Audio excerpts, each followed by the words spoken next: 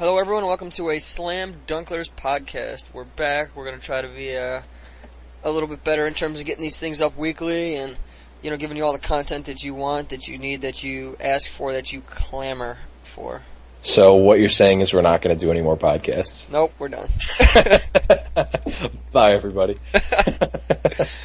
No, to start off, I got to say there's a few important things I got to mention. I forgot last cast to give a major shout out to Eric Szynski for his top 8 at the Star City event in Worcester. Oh yeah, a million years ago. Yeah, I know, it feels like it. In the meantime, he proceeded to come in 17th place at the Star City Classic in Albany. So, he's playing really well, so major shout outs to him. And, not to one-up him immediately, but major shout outs to Alex Bianchi for getting second place at the Mana Deprived Open Series Championship.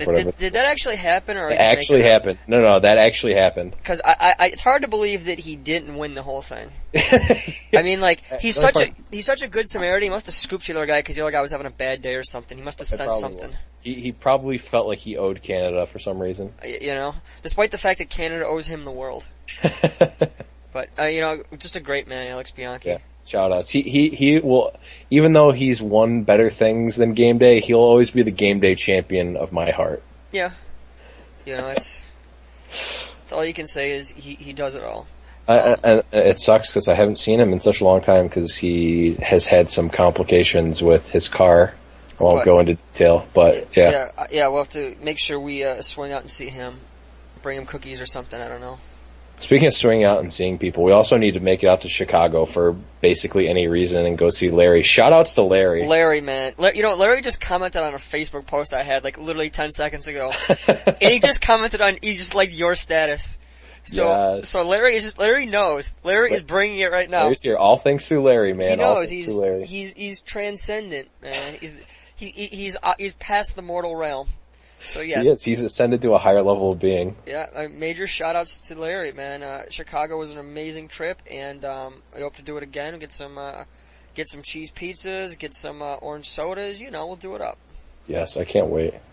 Also, major shout-outs to another Buffalo player, Adam Halstead. He hasn't really played so much anymore. He's more of he used to play F&M's a cap and things like that. He'll stop off for every pre-release every now and then. But he was on the Star City page for an EDH deck. Huh. He came up with he took one of the worst generals you could ever have. I think it was Mishra Artificer Okay. Yeah, Mishra, he's awful. Artificer Prodigy. Yeah, I can't pronounce it for some reason. And what happens with Mishra is when you cast a spell, you cast an artifact spell, you may search your graveyard, hand, library for a card with the same name and put it into play. Just awful. Terrible in EDH. Literally the worst card in EDH. But he built a deck where you can play, you play Possibility Storm, you play a bunch of other things, and you actually get insane value out of it. So, major props to him for coming up with something interesting in an awful format. It is just awful. But yeah, in other news, I think I'm gonna make an EDH deck, and I'm probably gonna work on it eventually. I made an EDH deck and everyone hated it, so I stopped playing. Was it Reaper King? It was absolutely Reaper King. I am going to make a Reaper King EDH deck. It's going to happen. Also, heads up, I have 2 foil Reaper Kings, and I'm not trading either of them. That's fine. I don't play with foils because I'm no scrub. I ain't no scrub. It's RK Post Altered or bust. If it's RK Post Altered, I'm okay. If it's signed by RK Post, that's fine. It's not hard to get any card signed. I'm hanging out with RK Post right now, actually. he's doing a signing at my house right now in my apartment. He's signing my air conditioner, my pot can. He's signing over previous signatures he's done. He's signing other people's signatures. That's awesome. Yeah. But yeah, one thing I would like to talk about is, I've been playing a decent amount of Modern. John's been playing some Modern, testing going on. And, most people play, just, they generally get in on Standard, things like that. And, breaking into other formats, getting into them is kind of complicated. I mean, I don't know. I feel like getting in other formats is kind of hard. There's a huge barrier in terms of, cards and, just information. In particular, like, I feel like, Modern's not so bad because, if you've played, in the last 2 years or something, you kind of know, a decent amount of the cards, like shock lands, fetch lands, man lands, kind of like the basics, and, there's a few older cards like, Click or things like that, a Confidant, Goyf that, you might not have, seen, while playing Standard, but, they're around, and, you're not used to them, but, they're easy to adapt to. Yeah, but people are always like, I don't play Modern, I don't play Legacy, how do I get into it? And I don't really know what to say, Yeah, I mean, it's kind of tough. My whole thing, if I were going to start playing a new format, what I would probably do, so if I had never played Modern before and I wanted to get into Modern, I would probably take a look at either Grand Prix results, or Magic Online results, and I would find a deck that is either similar to a deck that I've played in Standard, or like in Philosophy, or like Playstyle, or a deck that looks appealing to you, and I would build that deck and just start playing it. I would just find a deck that you can build and play, and just keep playing it. And just play as many matches as you can against as many decks as you can. Get a feel for the format. Get a feel for like what types of decks. And also, when you're looking for a deck, get a feel for like the types of, like, the biggest thing jumping between Standard and older format is, I think, the combo decks. Yeah, combo's actually a thing, right? Yeah. I mean, it was in Standard when Zendikar was out with Splinter Twin. Yeah, Splinter Twin was a thing. Pyromancer Ascension was a thing. Yeah. There were a few decks, but it kind of tailed off for the most part. Yeah, so like a lot of times I was playing Kiki Pod, which you did a video on. Yeah. And I was playing against people who were like basically just playing their Standard decks from Friday with like a better mana base, set of lightning bolts. Yeah, and a set of lightning bolts. Yep, classic red green. My red-green Standard deck with lightning bolts and like a Grove of the Burn Willows or something. I don't know. Maybe Helix in there. Yeah, maybe lightning Helix. But and I would have the Kiki and Restoration Angel combo out, and they'd be like, I'm make a Restoration combo. I'm like, okay, what are you blinking? I'm like, I blink Kiki Jiki. I'm like, okay. Untaps Kiki. Tap, make another Angel. Like, okay. I'm like, do you understand where this is going? They're like, oh. Do you understand where this is going? So like these people like have no idea what this combo is, and like if you want to play competitively, you can't go to a GP and learn that your first round. Yeah. Oops. Oops. Oh, you're infinite. Or like if your opponent plays an Urza's land, then he pulls out a fog and you look like a jerk. Yeah. If your opponent plays an Urza's land on turn 1 and you have to read what it does, you're not at the right tournament if you're at GP.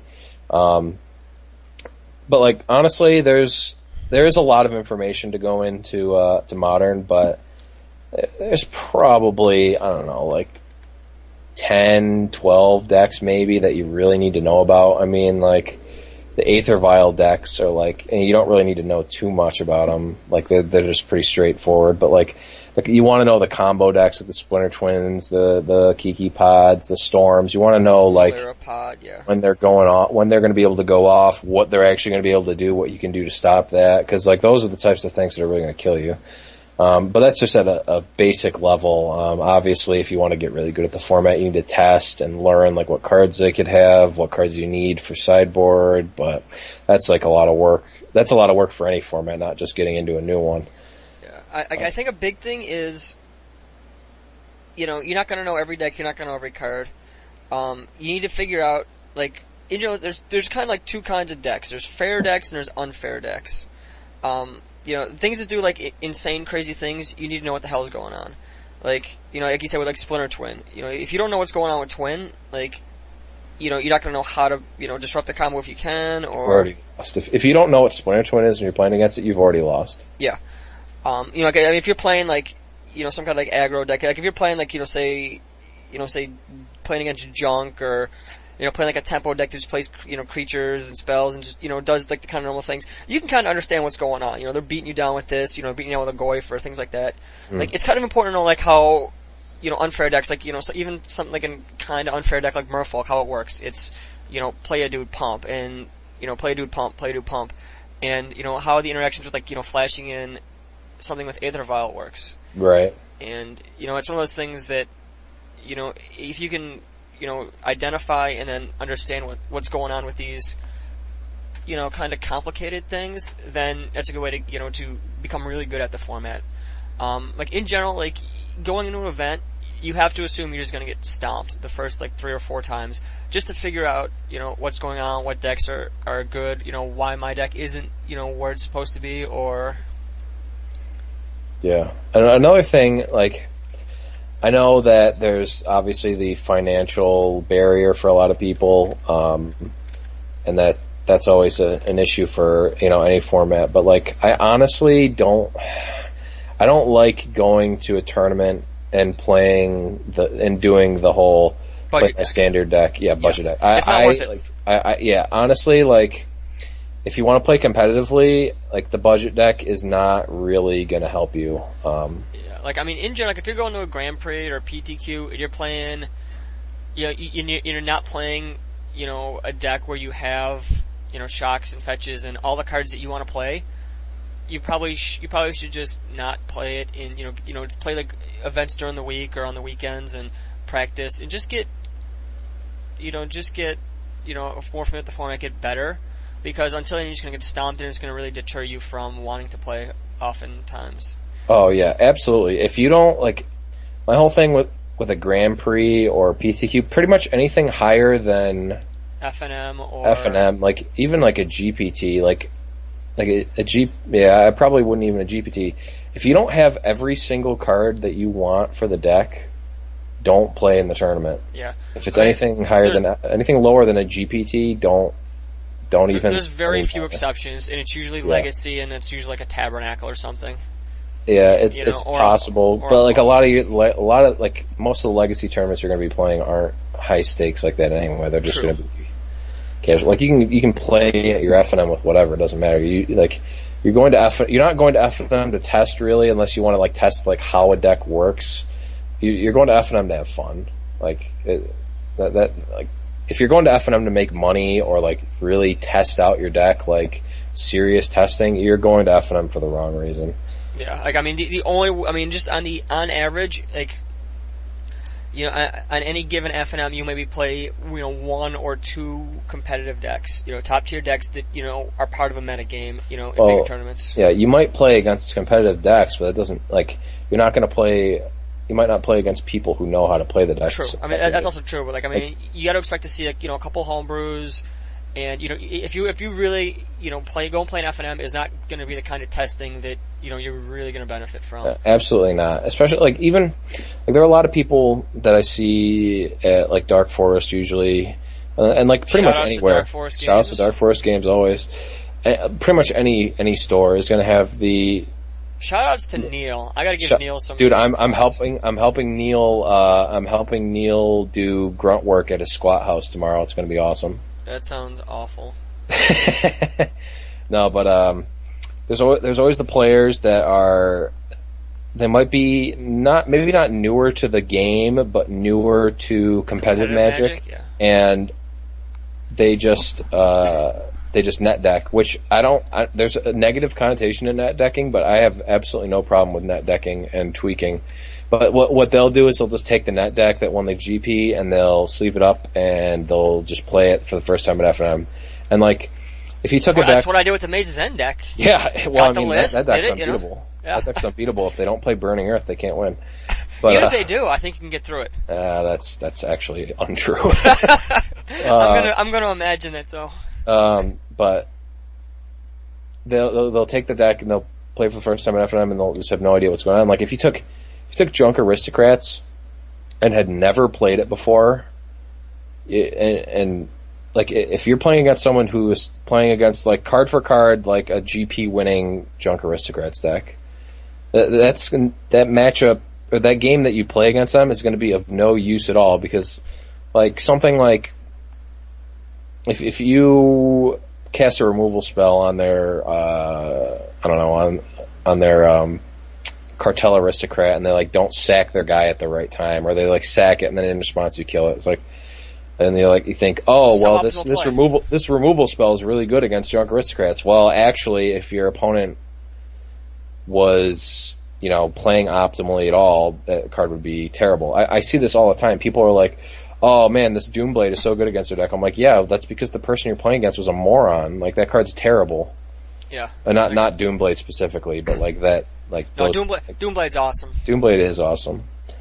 Like Doomblade got an upgrade. It was upgraded from common to uncommon I from know. 12 down 14. That's Disappointing. Well, I mean, I guess it's probably better. It's awful for me because people would, for some reason, when people would, oh, I'm playing blue-white. I don't want Doomblades. Give them to me. I will play a third color, splash those Doomblades. Yeah. You have to. It's just so powerful. But now people think it's better because it's uncommon. Yeah, well, it's an uncommon. So, dude, people would never. I've said this since the beginning. People would not have ever played Sphinx's Revelation if it were a rare and not a mythic. The card doesn't change at all. It's just a rare instead of a mythic. I guarantee you that if it might still have eventually been played, but I bet you it would have been weeks after that people started playing Sphinx's Revelation. That's possible. A lot of times rares just slip through the cracks. Yeah. It took like Burning Earth like 3-4 weeks to catch on, and that card is so Dude, powerful. has M14 even been out for 4 weeks? Yeah. It's been out for a while. Has it? Has it been that long? Have I just been in did I sleep through all of M14? Is Theros out yet? M14 came out July 19th. Yeah, it's been over a month. Just barely a month. Oh, so speaking of Modern, who was the third round feature match for Modern yesterday? Third round feature match. I'm pretty sure it was Vinny Shibata, Lucas Labuda. No, that's incorrect. No, it wasn't? No, it was in fact the first Slam Dunklers match, Dunkler v Dunkler, since we started the Dunklers. And I'd like to say that I pretty much destroyed you. Yeah. It's pretty easy when I give you a turn 1 4/4. It wasn't turn 1. I didn't even win that game. No, because you takesy backseed your. Oh yeah, I takesy backseed about 9 things, and I still lost. Yeah, you takesy back. You go, I'll cast Life from the Loam. I'm like, okay, it's exiled. Like, well, hold on. No. Take that back. Because I had Dryad Militant out. That card destroyed it. But so yeah, I won the match, but I scooped a Joe because he got paired down because I drew against Dan Lamb. But we both ended up cashing anyway, so that was sweet. Yep. And no shout-outs to Dan Lamb. 0 shout-outs to Dan Lamb because he hates the Dunklers because we allegedly cost him from getting a From the Vault 20 at retail price because he was a traitorous scum and went to David Adams instead of Dark Forest the one time. Yeah, and they got one of those From the Vault 20 things, and he wasn't gonna win it anyway. They gave out. I think they gave out 8. 8. Yeah, there's no way he's gonna win it. No. It's not like it cost him anything big like a Colossal Whale or anything. Yeah. Speaking of Colossal Whales, we still have all of them because we gave away none because we didn't lose any of the grudge matches. No, but so the takeaway from the Modern tournament, it started right at the beginning of the tournament before I even got my deck because I was borrowing a deck from Nick. Shoutouts to DJ Nitronic. Cummings, yes, he's been very solid lately. Shoutouts to Nick's old car's lock system too. Did he get rid of it? He's getting rid of it. He's in the process of it. Okay, make sure. But he's selling it to Saratoga, so. No way. Yep. No way. So that's awesome. The car will still be. We need. This is a call to Nick Cummings, to Saratoga, and to anyone near that car. We need a good quality audio recording. Yes. Of the noise. Yes, absolutely. So I can get it put as my ringtone. Yeah. No, but yeah. Just epic. So the takeaway from this tournament I get handed a deck, and it's green white hate bears, like the deck that Kibler played, and Nick hands me the deck, and I'm looking through it, and excuse me, I see there's. I ask him, like, okay, so how many scavenging uses are in this? And he's like, well, they're all in my Jund deck. I'm like, ship them. I need them. And he's like, oh, okay, how many do you want? I'm just like, just ship them. I want them. He goes, okay, well, here's 2 of them. I'm like, nope, more than that. He's like, all right, here's the 3rd one. I'm like, keep them coming. Snap 4 scavenging uses. He was really perplexed when you're like, 9's not enough. Yeah, I would play 9 scavenging uses if you could. That card's really good. The card, it might be too early to call, but it's I would say top 5 creatures in Modern by far. Yeah, there's might be no top doubt. 3. Might be top 3. It like every match I played, it was the card I wanted to draw every single turn. Yeah. Ooze is really powerful. It's like, well, when I have it out, you just can't lose. Like round 1, I played the mirror match. Well, the kind of mirror match. It was like I played against a weird deck. Weird, like, hate bears with blue and, like, Mirren Crusader or something. It was really weird. But, like, I had Scavenging Ooze out and he didn't. I crushed him. Round 2, I played against a Gifts deck. With what's his name? Knight of the Reliquary. Dan Lamb. FYI, that Knight of the Reliquary is embarrassing. It's been an embarrassing card for a while. I don't know why people still think it's playable. But it's extremely embarrassing against Scavenging Ooze. Yep. Round 3, I played against you with your Gifts deck. Scavenging Ooze, just, like, unbeatably good. Although I don't know if I ever got it against you. You didn't play it at all, no. I didn't play it against you, but it would have been insane against your deck. And then round 4, I played against a Rug Snapcaster, like, Aether Vial deck, and it's like, you just... A, they have no way to kill it, and B, their Snapcasters have 0 value, and their Eternal Witnesses have 0 value, and every graveyard card is, like, all of a sudden, like, extremely fragile. Yeah. Like, it's like, what's it called? Withered Wretch used to be played in, like, old Extended. Of course, that's when Dredge was around, but, like, Scavenging Ooze is Withered Wretch, except it has an extremely high upside. Of gaining life. Of gaining life and putting a counter on it, and especially since you can remove your own creatures and put a counter on it. Like, the card is absolutely insane. Yes. I don't understand, like, why more people aren't playing it. Like, and I guess it's bad. I guess it doesn't really do that much against, like, combo decks, but, like, even against Storm, completely, like, turns off, past games. Pyromancer's Ascension. Pyromancer's Ascension, too, yeah. Like, the card is nuts. And, like, I feel like more and more people are going to be playing it, and, like... Yeah, Ooze is powerful. I feel like once you play that card in Modern, you will never not play it again. Like, I can't ever see myself not playing Scavenging Ooze in Modern now. If I'm playing a fair deck, I'm playing Scavenging Ooze in it. Yeah, that's true. Like, we kind of tangented around, but, like, I think a big thing is, if you're looking to get into a format, a big thing is make sure you play a deck that you're comfortable with. Like, don't go playing, like, the red deck or, a green-red aggro in Standard and be like, oh, hand me Twin, or hand me Storm, or hand me Gifts. It's not a good idea. I mean, there's a reason that, like, people gravitate towards the same kind of decks throughout all formats. Eric Stinsky can be playing red, in every format. He'll be playing something like Creature Aggro, same thing with Bob Martin. Guys, Bianchi probably playing some kind of flash deck. I mean, it's kind of like the thing, and it's not because they only can play that. It's because they're better with that. If I've played Sphinx's Revelations and Snapcasters and Restos and Standard, playing that with just some other cards augmented to make it a modern deck. I'm so familiar with the interactions. I start with a huge leg up. Yeah, absolutely, and like. Just playing, like, even like the philosophy, like if you play a burn deck all the time, it's like your mindset of like, okay, I need to deal 20. I see every card as like a chunk of 20. Like, it doesn't matter if you're playing with standard cards or if you're playing with, modern cards. Like, it's like you just see those cards in a different way and you make plays based on that. And like, if you practice playing that in standard all the time, it's just going to be even better in modern. Yeah, I don't know, like, I can't really figure out what, my kind of thing is, I think I don't really know what I do either. Yeah. Pretty much play anything. Yeah, like I'll pretty much play. I tried Burn for a while. I tried this. Like I couldn't find something else comfortable. I think I like playing like ultra complicated decks that I screw up with, but the top decks bail me out. Yeah, I like playing a combo deck, but my problem is that a lot of the combo decks are just too inconsistent for me. And like I like playing aggro decks too, but they're like, but sometimes it just seems like they're not.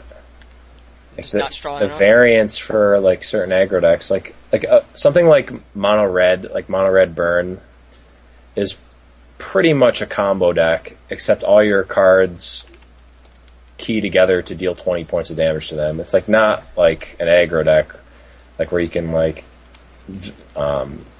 grind them out and eventually get there with your decent creatures. It's like, well, this card deals 3, this card deals 4, I attack with this card once, it deals 3. It's not like you're playing like value creatures where you can like build up advantage and tempo and stuff. It's like I'm just trying to kill you as fast as possible. And like in a way it's a combo deck, but like I've never really liked red, and it's like a combo deck in the sense that there's a lot of cards that can completely hate it out, like Core Firewalker, or there's a bunch of like red hate cards. Yeah. In the same way that there's a bunch Red's of great Red's never a big enough presence that it requires it. No, yeah, you don't really. You usually don't need those kinds of things because like the higher end players aren't going to be playing that deck because you can't really. You can't grind out an advantage. You can't grind out an advantage through play skill. Yeah, so like you're not going to want to they're not going to want to play red because they're going to their resource that they're going to want to exploit is the fact that they're better than their opponent. Where like there are definitely builds to the red deck, and there are definitely decisions to be made with the red deck where you can outplay someone, but the margins are very slim on that. Yeah. Yeah, I mean, beyond that, I don't know, I think it's hard to, think of like other random advice. I know it's like people talk to me like, oh, you play Modern, I want to get into it, but it's hard, and this and that, and the other thing. Yeah, I think, just going to some tournaments, just getting used to the format, seeing what decks are out there. Like, even if you just bring like your standard deck, I mean, it's always not good to just bring your standard deck. Like, even just like go hang out, watch some people play, like, you see what's going on, ask people who are playing, like, what do you think of the deck, what do you like it? Mm-hmm. I mean, and it's gonna take, maybe, one or two, events, but like, it's worth it because in the long run, you'll understand the format and, if you have interest in getting into it, you can, and like right now is probably the best time, ever to get into like a new format, because Modern is really wide open. Yeah. I mean, yeah, fetch lands are kind of pricey, but at the same time, shocks are really cheap, and you can always build like a decent deck that doesn't have the fetch lands. You can just run shocks. The mana base is there.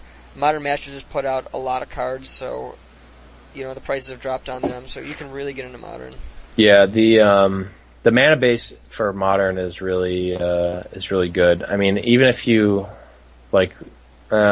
you could run like reflecting pools or something weird like that if you really wanted to, but yeah, you got Vivid Lands are not the best, but like if you have to. I mean they're pretty bad, but yeah, like I mean, and if you're looking to pick up cards, this goes for pretty much any format. If you're looking to pick up cards to get into a new format, just pick up the lands first, and like don't trade away the lands unless you absolutely have to. Like if you get your 40 Rav duels, just keep them forever. Don't ever trade them. Just keep them. Like they're never gonna go below what they are now. They're never gonna be like, I can't really imagine too many like feasible lands that they could print that would ever like. Yeah, I'm pretty sure Shock's gonna be like the Modern core land.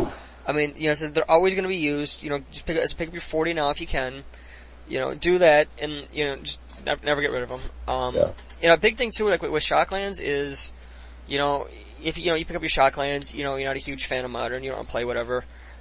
You can always use them for casual. You can use them for EDH. You can use them for standard for another year or so. There's a good thing to have. It's never awful to just pick them up.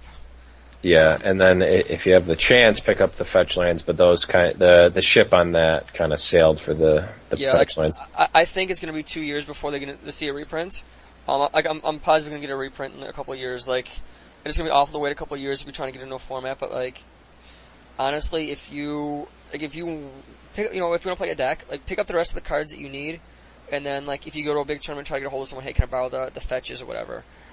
Just because you can play the deck, and unless you're playing something that requires landfall or something abuses lands in the graveyard, you're not going to really see that huge of a difference in terms of play notice, play style notice, just based on the fact that you didn't have shocks. It's going to thin your mana base a little bit, get you better mana, but you still learn the basics of the deck. And yeah, or if you're just playtesting, just proxy cards. Yeah, it's proxy. That's a good way to do it. Yeah, like getting in modern is actually not bad. Yeah, it's really not. I mean, like you said, that just like learn what the combo decks do, so you know what's coming for you, basically. Yeah, and I know for the longest time I said I was, I'm not a huge modern fan. Truth be told, like I still don't like the philosophy behind it because there's some you're not allowed to play Force of Will, and you can't. Well, no, I mean it's so huge because if you can't play Force of Will, so many cards have to be banned because you get these degenerate combos. Yeah. Like, how many cards are banned because like, oh, I got no, Force of Will. But like, I mean that's still not awful. Like the format's really fun. Like I've been playing a few different decks. I like it. You should give it a try. Proxy deck, whatever. Bring a real deck. It'd be fun. But I think about like EDH. I had a talk with Mr. Mike Dio. Shout out to Dio because for that he actually talked about Withered Wretch yesterday to me as well, talking about how good Scavenging Ooze is. Yeah. So wait, what about EDH? We're talking about like build, just talking about getting an EDH because I was talking about I like to build a deck, things like that. So yeah, we talked about I'm gonna be building a deck. It's gonna be a 5-color general, possibly Reaper King. Yes, shout out to Reaper King. I think it's got to be Reaper King. There's no other playable one, even though there is, but no, yeah. There are no other 5-color generals. He's the only one. Only one. But like I think I'm gonna go. I'm gonna be building a Reaper King deck for EDH. So what I'm gonna do is ask people now to, give me some ideas. I'll do a little like subtopic or whatever, or actually just under the video link. For if you're an EDH expert, don't say much. Don't say anything. I don't want good. Like I don't want like EDH gurus telling me what to build. Like I want this to be kind of like an organic thing. I'm going to build a 100-card deck, and I'm going to be making a lot of mistakes. I'm going to be putting a lot of crappy cards in there because I don't know any better. So I'm not going to be checking the posts people give. So give your suggestions for cards for a 5-color EDH deck that would be good.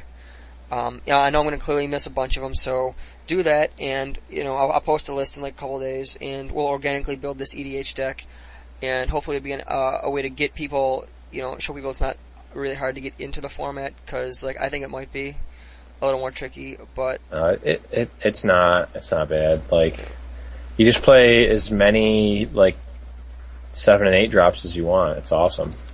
Yeah.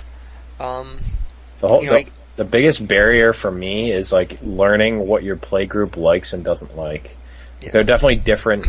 Like you can bring your EDH deck to one table and have the like game flow like completely different than if you sit at another one. Like I know the people I used to play with, they don't like they're really like they want the game to go long. They want it to be like a long, interesting, like epic kind game, like almost a game of diplomacy. It's like a game of diplomacy. Like they're like they won't like focus on one person. They'll spread out their damage, and like I'm like they the all play exact pingers. opposite way. They all what? They all play pingers. I got you this turn for one. I'll get you for one next turn. Yeah, it's like I'm the opposite way. I'm like, who's at the lowest life total? All right, I'm just going to take you out as fast as possible. Yeah, make this game less complicated. Give me my turns quicker. I also played cards like Magister Sphinx, which put people's life totals to 10, and Boom, Insurrection, where I would just like snap win the game on the spot, and like I played a deck to win in EDH, which people didn't like, which is Yeah, it's hard like that. They wanted me to constantly make my deck worse, and I'm like, I'm just not going to do that, so I'm not going to play anymore. Yeah, like that's you pretty much summed up exactly how I feel. Like, this isn't, this, I mean, if you go to any other format, like, Standard, Modern, Legacy, Vintage, like, you build that, I just mentioned Vintage. I'm ultra excited. I just got a Lotus. Oh, right. I just got a Lotus. Shoutouts to Black Lotus. Shoutouts to Black Lotus. What's the condition on it?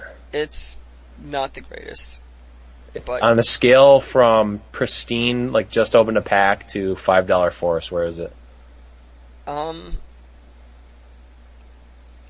It's not. It's probably like, it's probably worse than moderate play, but not heavy play. Oh, okay. Like it's like the Nick Cummings of Magic players. I don't know why I picked Nick Cummings. I probably should have went like in a scale between going between like Tail Kid and Bianchi. It's probably like a Cummings. Okay. It's not awful. I guess it's not awful, but it's. I mean, I don't want to offend Cummings with this. Like, it's not awful, but it's not Alex Bianchi. Okay. Fair enough. It's not. Few are. One is. One is. One is. Everyone else wants to be. Shout outs to him, Mr. Alex Bianchi. We are witnesses. Game day champion. That changed the meaning of that shirt forever. We are all witness to Alex Bianchi. Yeah. Yeah. So like, in those formats, like, you build a deck, what's good. Like, there's kind of like a meta game, and there's cards are just like objectively good. Yeah. I mean, and you play to win, and like, what's my objective? To win the most amount of games in the least amount of time. It's pretty much like if I can build a deck that wins on turn 10, a deck that wins on turn 4 at the same consistency, turn 4. Yeah. Snap turn 4. And that's, and that's where EDH gets really tricky. And like, and people play just like solely EDH are really, confusing to me, because it's like, they don't get like playing to win. It's kind of like, it's like playing like sit down and relax. And like, I get the whole like, sit down and relax, cast my, I want to cast big spells and try to combo off too, but like, I guess I don't see the thrill of it. I don't see it at all, and I've actually talked about this before. Like, people who just play like casual or like EDH or whatever, like, I don't see why you play Magic. Like, if I wanted to just play like casual games with my friends, I would play like, instead of spending like $800 on my foiled out EDH deck, I would just spend $100, get like a really nice like Euro game and play that instead of EDH. Like, sure, there's the like whole variance factor where you can like, you'll never have a game that's like even remotely the same when you play EDH. But I mean, even then there sometimes is, but like, I guess, I don't know, I would rather just play like, the only game that's coming to my mind is Settlers of Catan, but that's not the game I'd want to play. But like, you know what I mean? I played way too. Settlers is fine. I played it way too much. Yep. I had it for Xbox when I, like, in high school, when I used to grind out achievement points for Xbox 360. I got my Abraham Lincoln player picture. It was awesome. Got all the achievements in it. But it's like, why don't I just play like Small World or something, or like any of those like wonky games? Like, there's plenty of like really good, like really well made. Agricola's good, Puerto Rico. Yeah, a lot of great games. Yeah, that you could just play instead of spending $800 on your EDH deck and playing just casually, and like just playing like the same type. Like, it's the same type of philosophy. Like, those games are just meant to be balanced. They're meant to be like long, like couple hour games with a lot of like decisions and stuff. It's like I personally don't see anything like inherently fun about playing Magic cards where I would want to play them in a non-competitive setting. But I know a lot of people don't see the same way. Yeah, like, I mean, and I love the social aspect of Magic. Yeah. But like, I like the social aspect when, we're talking in between games, or talking after games, before games, or during games. Yeah. I don't want to be like, just like shooting the breeze while I'm, cast your land, top, do that, and just, but just like, cause, I mean, at that point, it almost feels like, Magic is like secondary, and you're kind of just doing it in the background. Yeah. And if you're doing something in the background, why don't you just like spend more time focusing on, that, like, go out to dinner with someone, let's chill, let's grab, take a walk to go bike ride, or, I don't know what the hell people do, what normal people do. Yeah. I don't know either. I'm not normal. Let's watch Orange is the New Black. Yes, and, it's a hang great out, show. And just talk, and talk about the show. I mean, that's a thing you can do. Like, I don't know, for some reason, like, I don't want to, subconsciously mix up Magic and, like, just relaxing and being casual. Because, when I'm in a big tournament, I don't want to be thinking casually. I want to be focused on the... Yeah, absolutely. I don't want to bring my, like, poor EDH habits into competitive. I want to take my competitive habits and bring them into EDH. Yeah. I mean, a lot of people think, they dislike land destruction, they dislike taking multiple turns. Like, I like taking multiple turns. And if I can take infinite turns, I'm gonna do it. Yeah. Yeah, and if that ends the game, you know what? Well, maybe you should build like more counter spells. Yeah, that's what I always say too. Like, people are like, oh, your deck's too good. Like, people hate Sundering Titan. That was a card I played. People hated Sundering Titan. I'm like, well, then build your deck so it doesn't, like, get destroyed by it's a Sundering 100 card one-of. How stacked can it be? Yeah, and it's like the biggest faux pas that people will, like, it's the biggest no-no in EDH is when someone plays a Karoo land and you destroy it, and I'm like, I am destroying that as fast as I possibly can. It's like there's a bunch of I also love Rite of Replicating Reaper King and then destroying everyone's lands. People are like, oh, you shouldn't do that. I'm like, yeah, shut up. Like, your Soul Ring's gone, your Soul Ring's gone, your Soul Ring's gone, all your land, or like, I'll do it, and there'll be like way too many permanents to destroy everyone's land, so I'll just destroy one person's lands and all their permanents. So, like, they're just completely out of the game. And then I won't kill them, I'll just leave them around. Slowly let them rebuild only to do it again. Yeah. Completely destroyed. Yeah, those are good times. But, yeah, I mean, people love EDH. I don't. Yeah. Like I said, I'm gonna put the effort to try to get into it, but, like, I'm actually probably gonna be fizzled, but it'll be a nice little interesting project to work on. Dedicate a little bit of, mental thought to making a deck and things like that. But yeah, like, another, the boogeyman, format to get into is, in fact, Legacy. And the problem with Legacy is the card costs are so high, and a lot of people just have a hard time getting it. Like, I see people like, oh yeah, I want to get into Legacy. What can I build cheap? If the question you ask is what can I build cheap, you're trying to get into the wrong format. Yeah, absolutely. Like I mean, if you just want to play Legacy casually, like, you're clearly in it for the wrong reasons. Like, you want to play to win, and I mean, at least I think. And, in terms of Legacy, it's so hard because, I'm not gonna, give you an average, but, like, most mana bases, like, themselves are over $1,000 right now. Absolutely. Underground seas are $200. Like, if you don't play, like, a, Shardless Bug, like, that could be $5,000. Yeah. I mean, like, you think about, like, like, seas, polluted deltas, flooded strands. Forces. Bayous, set of forces, a couple misdirections. You use Shardless Agents, Baleful Strix, but I mean, Deathrite Snapcasters. It doesn't even run, like, insane stuff. Like, I mean, the thing's just out of it's probably 4,000. I mean, if it runs Goyfs, it might get up there. It runs Goyf's Confidants. It might be 4,000. You never know. I mean, that's a lot of money to spend on a deck. So yeah. Like a big thing. Like, I talked to Joe at Collectors about. Shout out to Joe 'cause he's putting a lot of events out there. He's talking about getting Modern going where we talk about proxy cards and things like that. And I think it'd be really good to get people playing Legacy with proxies, just because. I mean, it's never good to play proxies, but at the same time, like, there's no real Legacy scene here. And if you get people playing with proxies, at least you got people playing, getting interested in the format. It's cool. It's nice to have more people playing, like, older formats. Proxies are kind of a weird. Yeah, that's kind of like my problem. Definitely a weird place to go because it, like, kind of devalues. Like, it doesn't, like, obviously it doesn't, like, destroy the, like, inherent value of the cards, but, like, in the, like, micro economy that you have here, it's like, well, why would I ever trade for your Underground Sea when I can just proxy it at Collectors? Yeah, that's always, like, the tricky part. In terms of proxy cards, it gets really, really strange. But, I don't know. Like, I don't know. If you've got, like, opinions on it, let us know. Like, I know personally, I feel like it's good.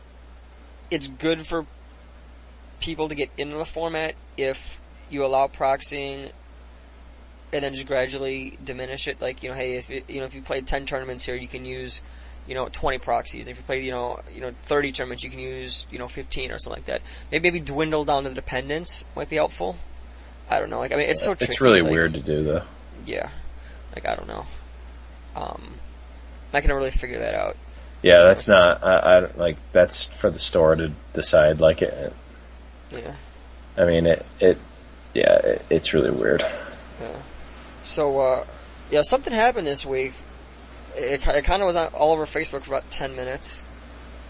And it was something that, we had talked about, and, I know Ryan had posted something about, about some stuff. We need to give some major shout-outs to Neil Lafort. He is awesome with his MS Paint. Absolutely. His graphics. He does a great job. Really makes you think a lot of the times. Just pretty awesome. Major shout-outs for that. So, yes. You want to go into it, John? Or? Yeah, I'm down to go all the way into it. Let's go the distance. All right. So Ryan posts a Facebook status saying something along the lines of some imitations store, and sincerest form of flattery. Basically saying some store copied Neil's MS Paint crazy picture alters for tournaments.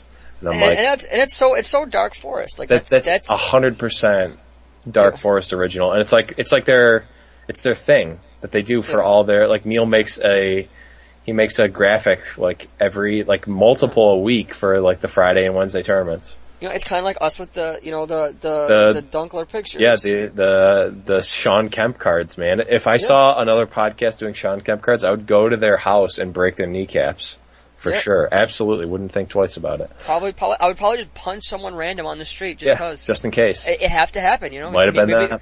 You don't know. So Ryan posts this. Yeah, Ryan posts this, and I'm like, I need to get to the bottom of this. And are we going to name names here, or are we going to leave it up to the people to? No, we're not going to name names. Okay, so Joe and I had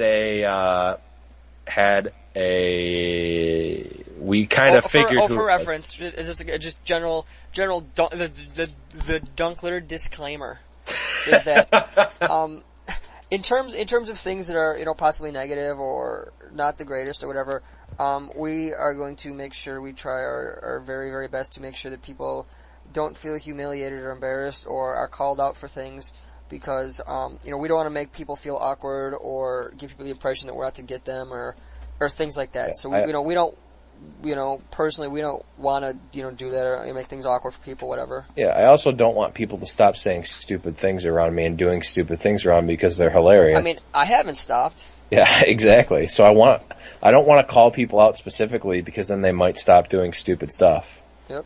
So we see this. Shout outs to Vinny Shabetta. Oh, actually, on that note, actual shout out to Vinny Shabetta. Just had his 30th birthday, last Thursday. Yep. And, this is a preemptive shout out, in case I don't see him. Happy 18th birthday to Mr. Bryant Tyson on Friday. Also take 60th. Take it from an old man like me. Just because you're 18 and now able to buy cigarettes does not mean you have to. It does not mean you have to smoke them, right? Same thing with lottery tickets. You don't gotta go hit up those lottery tickets, man. So back to the story at hand. We see Ryan post something about someone copying Neil's MS Paint skills. So Joe messages me and says, check this status out or something like that. And we both have an idea of who it was. So we check their Facebook page, and lo and behold, it was them. And I'm like, well, this is the most offensive thing I've ever seen in my entire life. How could you copy this? And not only did you copy the MS Paint job, they did a piss poor job. The big thing is, if you're intentionally a piss poor job, it's great. Yeah. But if you're actually trying and it becomes piss poor, and it's just really bad. It's terrible. It made me want to cry. I felt so sad. So I felt embarrassed. I took the liberty of defending Dark Forest and their integrity and Neil's just masterpieces. And I posted on the false picture. I posted a Dos Equis meme that went something along the lines of, "I don't always copy other stores, but when I do a piss poor job." And so I posted that on the page, and then Joe messages me and he says, "That was a pretty decent troll. I'd give it a 7 out of 10. But here's the real gem." And he takes the picture that I did with the Dos Equis guy, and he photoshops this ridiculous picture of the person who actually made the falsified imitation on the Dos Equis guy, and it's gotta be funniest picture of the year. Like, picture of the year, hands down. Like, the only one that could possibly contend with it is the Marquise Grissom picture from before, but like, it's close. And it was like the best. You don't mess around with stuff like that and expect not to get majorly trolled. Yeah. It's just that's why we're here. Yeah, absolutely. Cavern of Souls naming troll. Cavern of Souls naming troll. Haters gotta hate. Yep. You can't counter that. We are the invisible stalkers. We cannot be targeted with your hate. Yeah. But yeah, like, I always just out there to have a laugh, don't hurt anyone's feelings and call people out for the BS, man. Yeah. You got to. Absolutely. But yeah, that's that was good. And then Ryan loved it, and it was good times were had by all. Good times were had by absolutely everyone. But yeah, it's getting a little late, man. Maybe we should. Yeah. I'm also 100% out of things to say. Yeah, I mean, beyond that, like, there's like 4 cards spoiled for a new set, whatever. Yeah, we can save those. The cards all suck. Yeah. We'll talk about them later. They're probably they're no trading posts, I assure you. Absolutely not, dude. Side note: got completely destroyed by Trading Post in M14 draft today. Card's so good, dude. Trading Post. I saw 2 Wombo combos with Trading Post. I played against Trading Post, Angelic Benediction, or whatever that card is called. Make a 4/4 every turn. 4/4 every time you gain 4 life. Yep. Yeah. Sick. I ended up winning the match, but I lost that game. And then Dan Stella, shoutouts to Dan Stella, had Sanguine Bond and Trading Post. Ooh. So yeah, every card in his hand becomes gain 4, drain 4. So all things through Trading Post. All things. Yeah, Larry is the Trading Post. All things through Larry. All things. But yeah, like, on that note, guys, we're actually looking to do another live podcast in the near future. So make sure you tell your local store you play FNMs and you draft that you guys want the Dunklers there. Actually, I had someone text me today saying, "Are you gonna be doing another live podcast?" Because they liked it so much. Nice. I'm pretty sure they were lying. They had a gun to their head. Yep. Hitmen we hired are really paying off. We got 1 text back. Yeah, but yeah, working on that to possibly get another live cast going. We might actually have equipment. Shout outs to Justin for just for everything he's been doing. Great tech guy. Yeah, we might be able to actually record and post feature matches, which would be awesome. Like, wouldn't it be awesome to go to an FNM and be like, hey, I was on a feature match. It's I don't know, I think it's pretty cool. It's a good way to be like, yeah, here's the deck he's playing. Just get other people in the community to know who you are. You see your skill, things like that, or lack thereof. Yeah. See yourself loose to Trading Post. It's all good. Or not Trading Post, Maze's End. Well, either or, man. Yeah. Trading Post in Maze's End. Ooh. But yeah, like we're gonna maybe do another live cast. We'll see how that goes. We'll keep you updated. So if you guys want a live cast, let us know. Or you guys want to just record the normal stuff, let us know. Any suggestions, as always. Make sure you send us, post some things about, great EDH cards I should be playing in my Reaper King 5-color deck. They don't have to be, amazing cards. They can just be awful cards you want to see played. And, we'll play them, and then, we'll gradually go through iterations and develop, take a deck from, like, Brainstorm to, playing an EDH game and doing well or something. That's not really that far. It actually might be a step back, actually. Playing an EDH game might be a step behind. I didn't mention the failed suicide attempt. But yeah, let us know, and hopefully, you guys like this. If you guys want to talk about Modern or Legacy or other formats, things like that. If you want to just do a primer on another deck or whatever, we're here for you guys. Let us know. So hopefully, you had a great time, and yeah, keep on trolling. See ya.